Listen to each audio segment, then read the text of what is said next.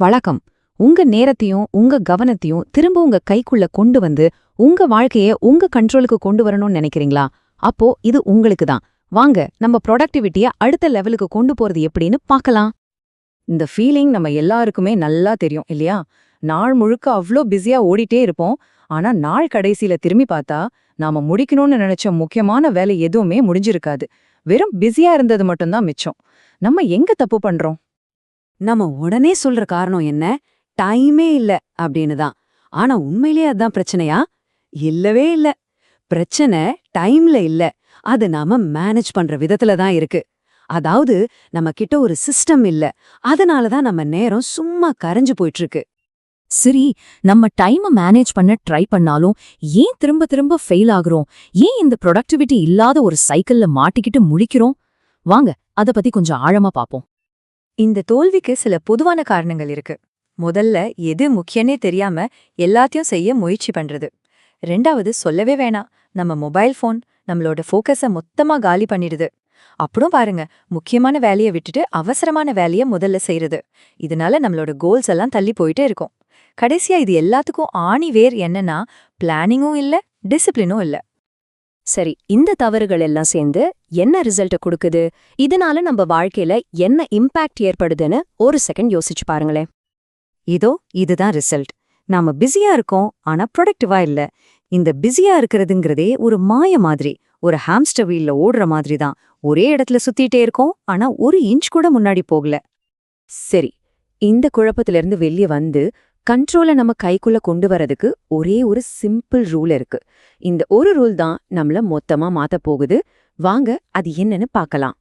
Time மேனேஜ்மெண்டோட golden rule இதுதான். உங்க நாள் உங்களை பிளான் பண்றதுக்கு முன்னாடி நீங்க உங்க நாளை பிளான் பண்ணணும். நீங்க பிளான் பண்ணலன்னா என்ன ஆகும்? அடுத்தவங்க அனுப்புற மெசேஜ், அவசரமா வர்ற இமெயில், திடீர்னு வர்ற வேலைகள், இதுங்க தான் உங்க நாளை முடிவு பண்ணும். ரொம்ப ரொம்ப முக்கியமான பாயிண்ட் இது. இத நல்லா ஞாபகம் வச்சுக்கோங்க. ஒன்னு, நீங்க உங்க டைமை கண்ட்ரோல் பண்ணணும், இல்லனா உங்க டைம் உங்களை கண்ட்ரோல் பண்ணும். ரெண்டே சாய்ஸ் தான். நீங்க உங்க நாளோட மாஸ்டரா இருக்க போறீங்களா, இல்ல அதுக்கு ஸ்லேவா இருக்க போறீங்களா? முடிவு உங்க கையில தான். ஓகே, தியரி எல்லாம் போதும். வாங்க இப்ப ஆக்ஷனுக்குள்ள இறங்கலாம். நம்ம டைமை கரெக்டா மேனேஜ் பண்றதுக்கு நமக்கு ஒரு டூல் கிட் தேவை. அதுல இருக்கிற 5 பிராக்டிக்கலான டெக்னிக்ஸை இப்ப நம்ம பார்க்க போறோம். இந்த 5 டெக்னிக் தான் நம்மளோட ப்ரொடக்டிவிட்டியை அடுத்த லெவலுக்கு கொண்டு போக போகுது. என்னென்னா, the priority rule, 80-20 rule, time blocking, மல்டி டாஸ்கிங்கை அவாய்ட் பண்றது, அப்புறம் டிஸ்ட்ராக்ஷன்ஸை கண்ட்ரோல் பண்றது. வாங்க இது ஒன்னொன்னும் எப்படி வேலை செய்யுதுன்னு டீட்டெயிலா பார்க்கலாம். First technique priority rule. இது ரொம்ப ரொம்ப சிம்பிள். தினமும் காலையில எந்திரிச்சதும் உங்ககிட்டயே ஒரே ஒரு கேள்வி கேளுங்க. இன்னைக்கு நான் முடிக்க வேண்டிய அந்த ஒரே ஒரு முக்கியமான வேலை எது? அந்த ஒரு வேலையை நீங்க முதல்ல முடிச்சிட்டீங்கனாலே அந்த நாள் ஒரு சக்சஸ்ஃபுல் நாள் தான். அடுத்து 80-20 ரூல். இது பரேட்டோ பிரின்சிபிள்னு கூட சொல்வாங்க. இந்த சார்ட்டை பாருங்க. சிம்பிளா சொல்லணும்னா, நம்ம போடுற 20% முயற்சி தான் நமக்கு 80% ரிசல்ட்டை கொடுக்குது. சோ நம்ம வேலை என்னன்னா, அந்த முக்கியமான 20% வேலையை கண்டுபிடிச்சு அதுல நம்ம ஃபுல் ஃபோக்கஸையும் போடுறது தான். இத ஹார்ட் ஒர்க் பண்றதை விட ஸ்மார்ட் ஒர்க் பண்றதுக்கான வழி. 3வது டெக்னிக், டைம் பிளாக்கிங். இங்க இந்த எக்ஸாம்பிள் ஷெட்யூல பாருங்க. டீப் ஒர்க்குக்கு இவ்ளோ நேரம், கத்துக்கிறதுக்கு இவ்ளோ நேரம், ஃபேமிலிக்கு இவ்ளோ நேரம்னு நம்ம கேலண்டர்ல ஒவ்வொரு வேலைக்கும் ஒரு டைம் ஸ்லாட் ஒதுக்குறது. இப்படி பண்ணும்போது அந்த நேரத்துல நம்ம மூளைக்கு தெரியும் நாம இதுல தான் கவனம் செலுத்தணும்னு. 4வது ரொம்ப ரொம்ப முக்கியமான ஒரு விஷயம், மல்டி டாஸ்கிங்கை அவாய்ட் பண்ணுங்க. நிறைய பேர் மல்டி டாஸ்கிங் ஒரு சூப்பர் பவர் நினைக்கிறாங்க, ஆனா அது உண்மையே இல்ல. ஒரே நேரத்துல பல வேலையை செய்ய முயற்சி பண்ணும்போது நம்மளோட ஃபோக்கஸ் இங்கேயும் அங்கேயுமா தாவிட்டே இருக்கும். கடைசியில எந்த வேலையுமே சரியா நடக்காது. சோ ஒரே ரூல் தான், ஒரு வேலை, முழு கவனம். இதுதான் நம்ம மந்திரம். கடைசியா 5வது டெக்னிக், நம்மளோட பெரிய எதிரியான டிஸ்ட்ராக்ஷன்ஸை கண்ட்ரோல் பண்றது.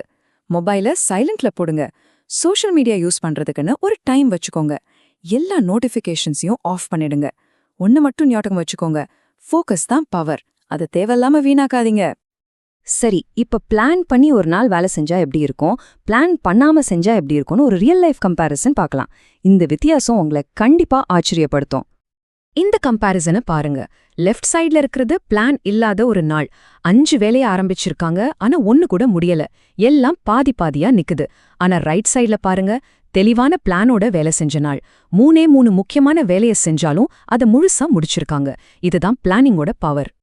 அப்போ இதிலிருந்து நம்ம கத்துக்க வேண்டிய முக்கியமான பாடம் என்னன்னா, பிஸியா இருக்கிறது முக்கியம் இல்ல, வேலைய முடிக்கிறது தான் முக்கியம். கம்ப்ளீஷன் தான் முக்கியம், வெறும் பிசினஸ் இல்ல. இத நல்ல ஞாபகம் வச்சுக்கோங்க. கடைசியா ஒரு ரொம்ப பவர்ஃபுல்லான மெசேஜோட இந்த விஷயத்த முடிக்கலாம். டைம் மேனேஜ்மெண்ட்ங்கிறது வெறும் ப்ரொடக்டிவிட்டிய பத்தினது மட்டும் இல்ல, இது நம்ம வாழ்க்கையவே பத்தினது. அதுதான் இதுல இருக்கிற அடிப்படையான உண்மை. இத நல்ல மனசுல ஏத்திக்கோங்க. டைம்ங்கிறது பணம் இல்ல, டைம்ங்கிறது நம்ம வாழ்க்கை. ஒரு தடவை போயிடுச்சுன்னா அது திரும்ப வரவே வராது. நம்ம வாழ்க்கையோட ஒவ்வொரு செகண்டும் ரொம்ப ரொம்ப விலை மதிப்பில்லாதது. அதை எப்படி சரியா பயன்படுத்துறோங்கிறது நம்ம கையில தான் இருக்கு. அப்போ நான் உங்ககிட்ட கேக்குற கேள்வி இதுதான். நாளையில இருந்து உங்க நாளை நீங்க எப்படி பிளான் பண்ண போறீங்க? இன்னைக்கு நாம பார்த்த இந்த டெக்னிக்ஸை யூஸ் பண்ணி பாருங்க. உங்க டைமை நீங்க கண்ட்ரோல் பண்ணுங்க. உங்க வாழ்க்கையே உங்க கண்ட்ரோலுக்கு வரும். நிச்சயம் வெற்றி தான்.